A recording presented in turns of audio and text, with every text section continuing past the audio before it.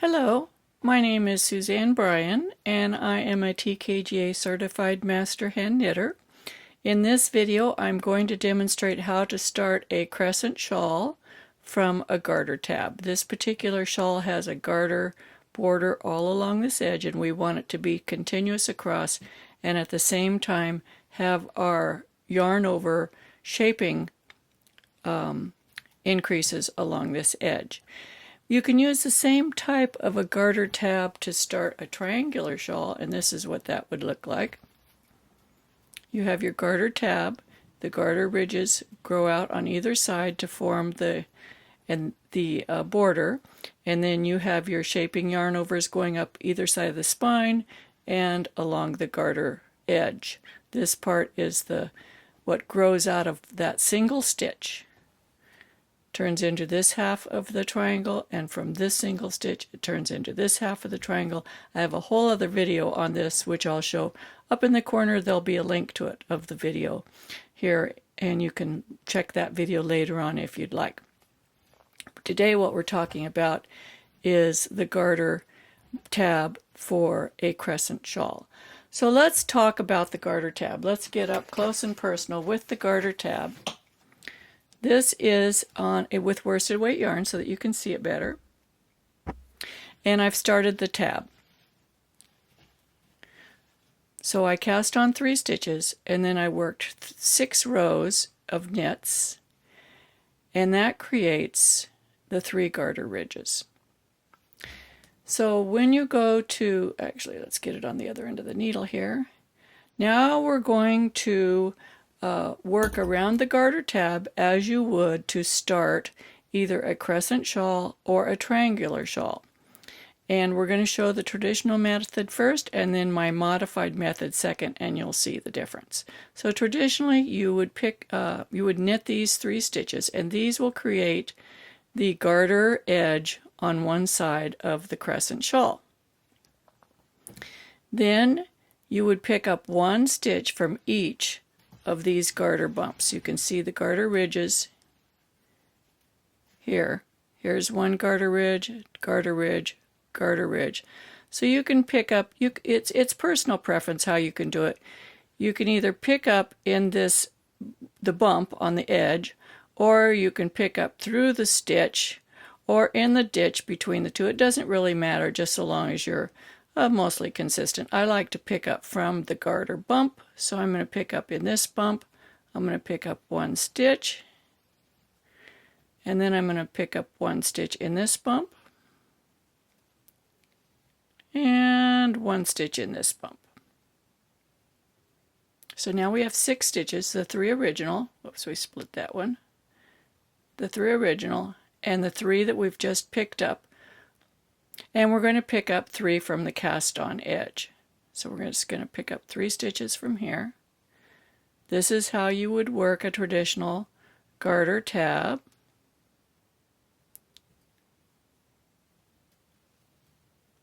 Oh, we're splitting that. Okay, there we go. 1 more, so that we would have 9 stitches on our needle. Okay, so if we slide this over to the cable and look at it, what we have, and I'm going to get some pins out here, what we have are 3 garter stitches here. These will become our right edge. I'm just pinning them down so you can see them. Then we would have our 3 garter stitches over here. This is going to become the left edge. And we're left with these 3 stitches in the middle. For a traditional triangular shawl, this one would be the spine. That would become the spine of your triangular shawl. This stitch right here. This stitch is the basis for the entire right half of the triangular shawl. This is the stitch for the basis of this right half. If we're going to do a crescent shawl, we aren't going to have a spine. We are going to have our 3 stitches for the right garter edge and 3 stitches for the left garter edge. And we would start by making our increases here and here, and this would be the basis for the beginning of the crescent shawl. So let's do that. Let's work that first row. So we'll get this back on the needle. And you would place markers if you want. I'm going to put markers in here so you can see where they would go. I use one marker for the beginning of the right edge and another marker for the beginning of the left edge. So here we would start with our 3 stitches for the garter edge, and we would put a marker here because we want to keep those 3 stitches separate for the garter edge. Then we would make a yarn over. Work 3 stitches, make a yarn over, put on another marker. Now this is going to be the marker that's different, so I can tell the difference between the right side row and the wrong side row, and we work the last 3 stitches. Whoops, yes, we made our yarn over, right? Okay, now we turn our work. Now when you're working a crescent shawl, you know, you make quite a few more increases at the edge than you do on a triangular shawl. That's what makes the crescent shape. So we're working our garter edge. Then we slip our marker, and then in this yarn over we're going to make a double increase, which is knit, yarn over, knit. Then we've got those 3 stitches that were between the garter edges. Then we have our other yarn over, and in this we're going to do knit, yarn over, knit. Then we're going to slip the marker and work the last 3 stitches.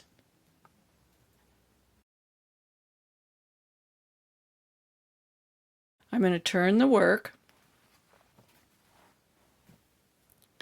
and I will do the same thing I did for the first row, which is knit 3. And this is the same whether you're a thrower or a picker or English or continental. It doesn't really matter. It's not about how I'm moving the yarn. It's more about the shaping and how this works. So now we have that yarn over that we worked the 3 stitches into. So we know we're not going to do that again. We're going to make a yarn over. Remember when we did the first row, we did the yarn over. Then we knit until we come to the next marker. We just knit straight across. Here's the marker. And so we're going to make a yarn over. And then we knit 3.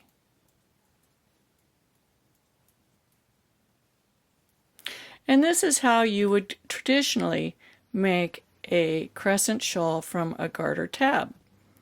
But what happens is that you have this big space in the middle here before you actually start your shaping yarn overs. Do you see that? And in this little sample that I'm working on, we don't have that. That's because I made a modification to the traditional tab, and that's what I'm going to show you how to do now. So instead, I'm going to actually work one more row on this. I'm going to turn the video off and work a couple more rows and come back and show you what this looks like with a few more rows, and then we'll move on. So hold on, I'll be back in just a second. Okay, so here we are.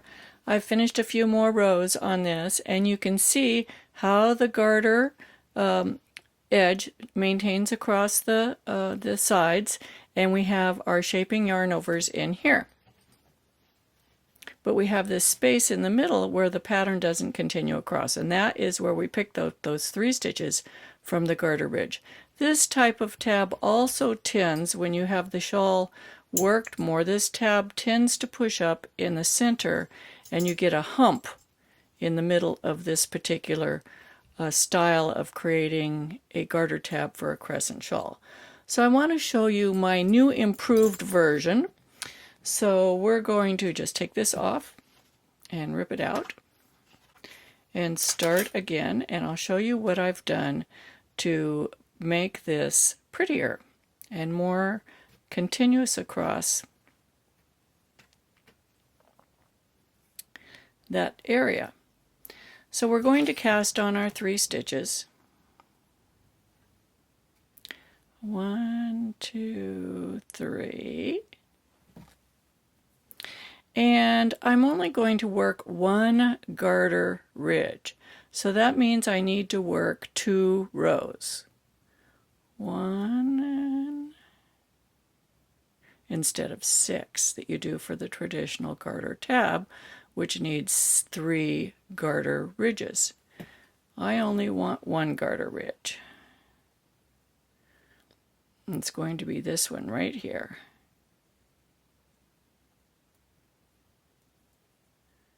So now we have our garter ridge. So we turn our work. We're going to work across 1, 2, 3, and we're going to make a yarn over right away because we want to avoid the hump from the garter tab. So we've got our yarn over, and then we're going to pick up 1 stitch from the garter tab, and then we're going to do a yarn over, and then we're going to pick up 3 stitches from the cast on edge. And we'll be placing markers in here on the next round so you can see where they go. So 1, 2, it's a little bit tight, but you can do it. 3. You can also pick these up with a crochet hook if that works better for you. I don't mind using my knitting needle. So now we should have 7 stitches on here. And we're going to put our markers in here in this round or row. And we're going to do our increases for the shaping. 1, 2, 3.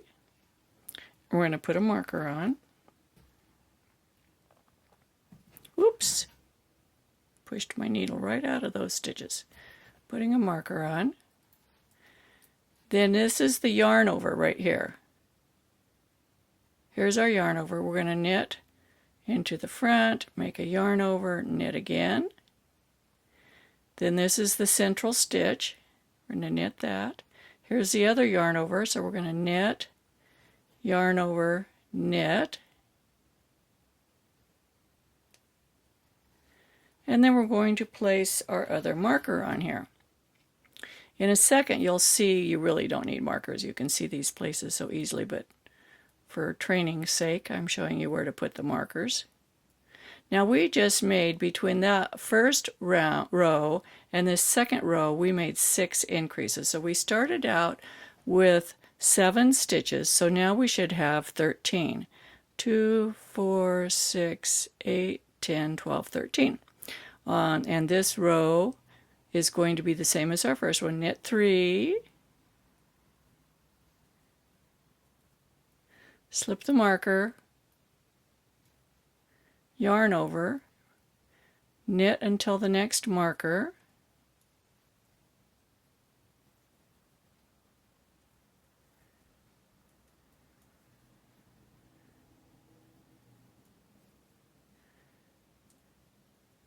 yarn over, slip the marker, and knit 3. That's the row 1. This is just a multiple of repeating rows 1 and 2, 1 and 2, 1 and 2, till you get the desired number of stitches. Then we're going to knit 3,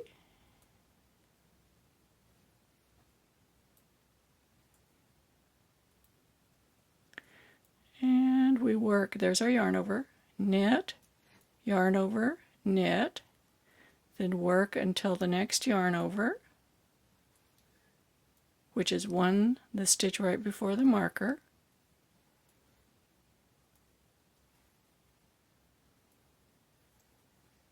There's our yarn over, knit, yarn over, knit, slip the marker, knit 3. Now you know you can speed up or slow down these videos. There are 3 little dots usually up in the right corner up here. If you click on your screen, those 3 dots will appear, and you can push on the dots and you'll get a little drop-down list, and one of them is the video speed, and you can make it slower or faster. Also across the bottom, if you click on the video, there's a red bar here with a dot that's going along as the video moves. You can move that back and forth to any part of the video that you want to repeat, just in case you're interested. Now we're knitting those 3 edge stitches, and now I'm going to show you why you don't really need the marker. Here's the marker. I'm going to take it off. We can see that the last time we worked those 3 stitches into that yarn over, right? So this time we know we need to just make a yarn over. Because there's only 2 things we can do, is knit 3 stitches into the yarn over or make a yarn over. Those are the 2 things that happen at each edge. And you can just read your knitting, see what you did the row before, and whatever it was, do the opposite.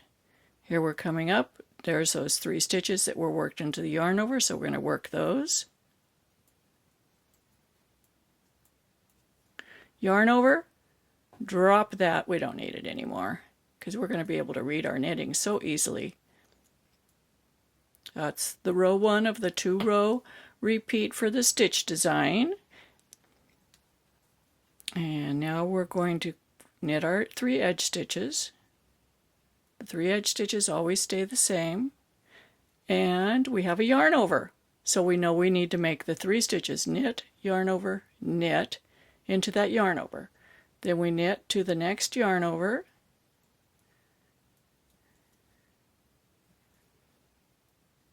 And in a second, I'm going to discuss why this is a crescent. What's the difference between the triangle and the crescent in the shaping yarn overs?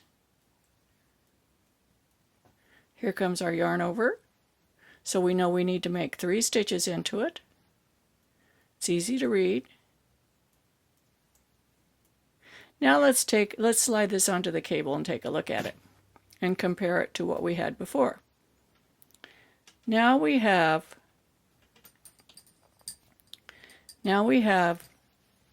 that one center stitch that we picked up from that center garter ridge right there. We have a yarn over on either side of it, and then our yarn overs continue along the edge. So now the yarn over pattern continues all across the work. Let's look at that little yellow sample again. We can see, look at the right side. This is the center stitch right there, that one garter ridge. So we had our 3 edge stitches, a garter ridge, and 3 edge stitches. And when we worked it the first time, we knit 3, yarn over, picked up a stitch from the garter ridge, yarn over, and picked up 3 stitches from the cast on edge. You can see this was the cast on edge right there. And then we continued that pattern, and every time on the first row we make the yarn over, yarn over. On the second row we knit 3 stitches into the yarn over, come over, knit 3 stitches into the yarn over right here. Then on this side we knit 3, yarn over, knit 3 stitches before the end, yarn over, knit 3. Then this run we knit 3, and in the yarn over we knit, yarn over, knit, knit it over to here, knit, yarn over, knit, knit 3. So between every 2 rows we've added 6 stitches. In a triangular shawl, for every 2 rows you add 4 stitches. 1, 2, 3, 4. In order to make it stay flat along this edge and not curve and maintain the triangular shape, you need 4 increases every 2 rows. So we have 1, 2, 3, 4. 1, 2, 3, 4. 1, 2, 3, 4. Like that. And so it just grows out like that. For the crescent shawl, we add 6 stitches every 2 rows. And what that does is it allows these pieces, the wings, to keep spreading out this way while you're adding new rows. And because we're adding 6, it gets wider this way faster than it grows in length this way. So this will be long and narrow this way compared to this. Look at this again. we can put them together. It's the same yarn, same needles, different stitch pattern. You can see how it looks. If you like my videos, be sure to subscribe. I always put additional information down in the description, which is below the video. Sometimes you have to click on it to get down there. I have links to the other videos that are associated with this. This is in association with a knit along that I'm doing on Ravelry. It's actually a skill building tutorial. It's available for purchase on Ravelry. I have a link for it down there. It involves 5 different shapes of shawls and how you construct them. This is the 4th in the series. This was the 3rd, and there'll be one more after this. I also have 2 groups that you might want to join. One is on Facebook. It's called Knitting with Suzanne Bryan, and the other's on Ravelry. It's also called Knitting with Suzanne Bryan. And we talk about all this stuff. We talk about technical knitting and how to improve your knitting, and we have fun. You're free to join those groups if you want. In fact, I would love it if you did. And subscribe to my videos, share my videos, leave me a comment, and I'll get back with you. I hope you enjoyed this, and happy knitting.